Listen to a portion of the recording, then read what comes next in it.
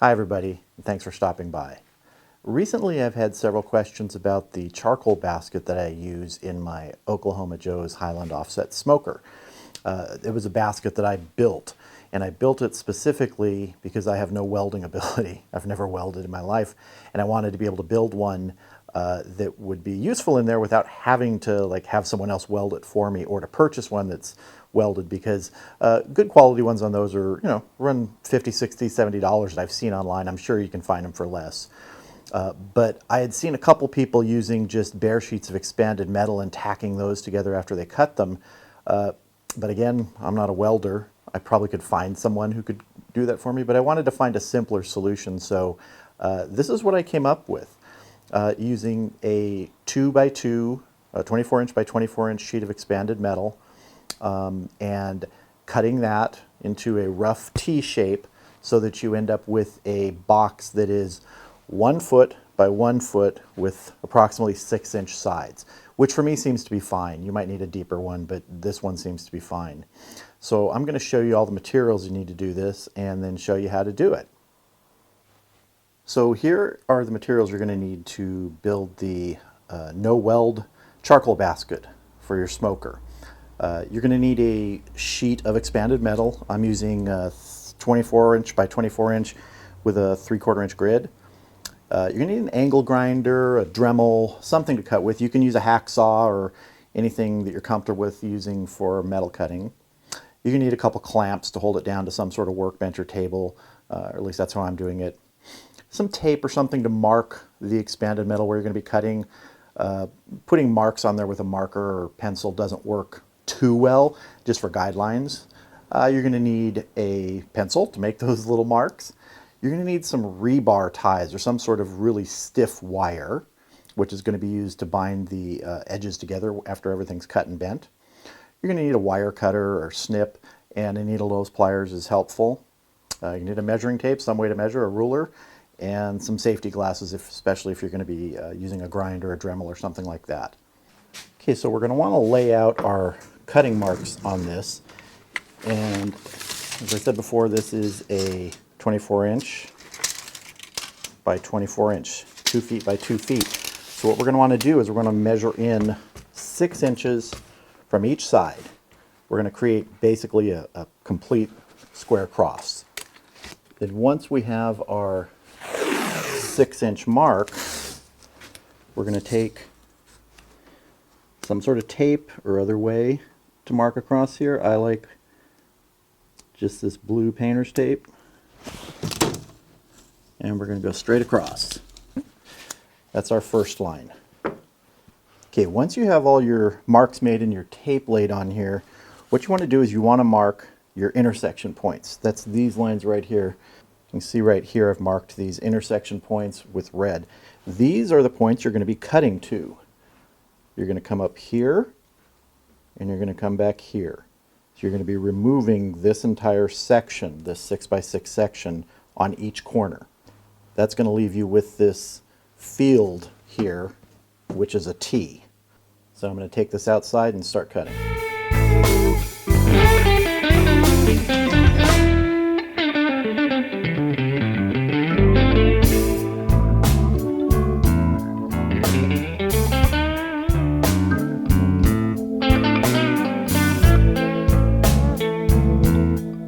Okay, so our cutting is done. You can see here we have our T. See, the corners are all cut out. These are our scrap pieces. If you have some use for them, you can use them for that. Otherwise, discard them. I always save these. You never know what you can use them for. So now we're going to go ahead and we're going to remove the tape. We don't need that anymore. And there is our T. You can see that. So what we're going to do now is we're going to bend it along these seams right here. We're going to create a bend. Now, this is not always the easiest bend to make here. Going down is easy, but you can't do that once you rotate this. So eventually you're going to have to bend upward. The first one, though, is generally pretty easy to get down. Just work it. Make sure you have good gloves on. And you don't need it at a full 90 yet. That'll come later. That's where we're starting. It's not at a full 90, but if you want to get it to a full 90 or over, Now it's easier. Now we're just gonna keep going around here.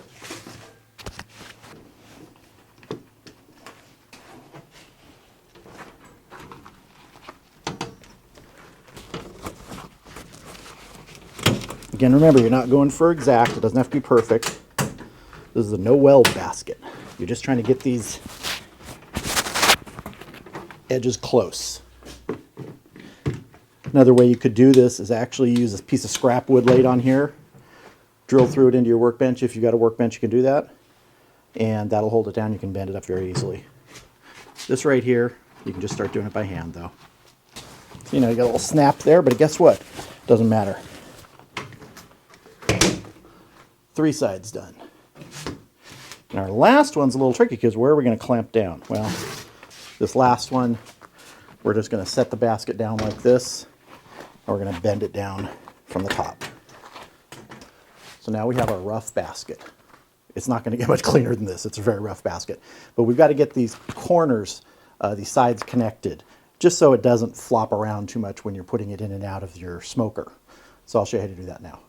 Okay, so here's our basket now. We want to get these corners connected, and we're going to be using rebar ties. Rebar ties you can get at Home Depot or Lowe's or anywhere. It's like a couple bucks a bag for like, I don't know, 100 or 500. And if you have some stiff wire, that'll work too. I just wanted to use something that I knew could stand up to a little bit of abuse. All you're going to do is run it through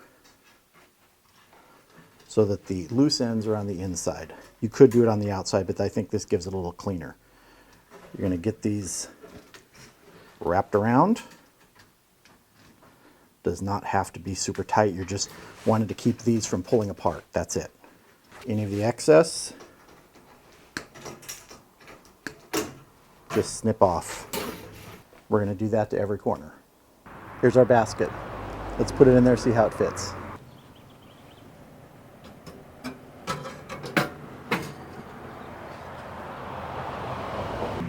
I hope this video helps for those of you who've had questions about that smoker basket you've seen of mine in some of the videos.